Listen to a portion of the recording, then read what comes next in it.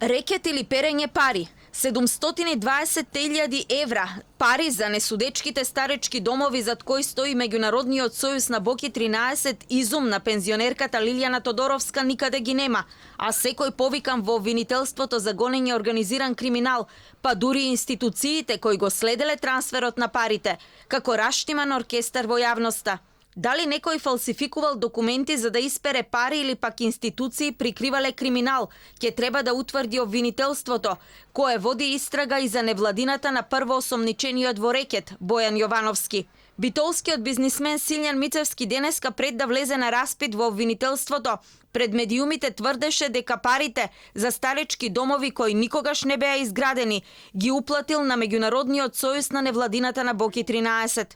Дали имавте средби со Боки 13? Не. А како се договорите со Меѓународниот сојуз? Со договор? Со Меѓународниот сојуз? Како ќе си ги вратите парите? Ќе опрашате Бојан?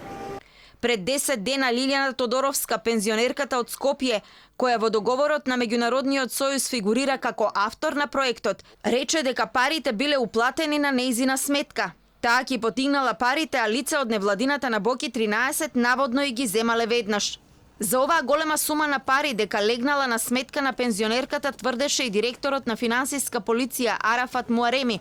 Тој во едно интервју од неодамна посочи дека за оваа трансакција институциите знаеле уште во 2017 година. Оправдувајќи се дека постапиле законски, Арафат Муареми прстот го впери во бизнисменот од Битола и пензионерката од Скопје. Според него, кога парите легнале на сметката на пензионерката, банката за трансферот ја известила управата за финансиско разузнавање, кој пак го информирале обвинителството. Тие пак побарале во истрагата да се вклучи финансиска полиција, а парите биле блокирани неколку дена.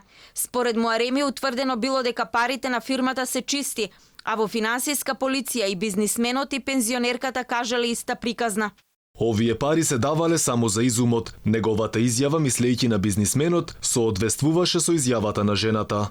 Невладината организација Меѓународен сојуз се формирана на 8 јули 2017 година.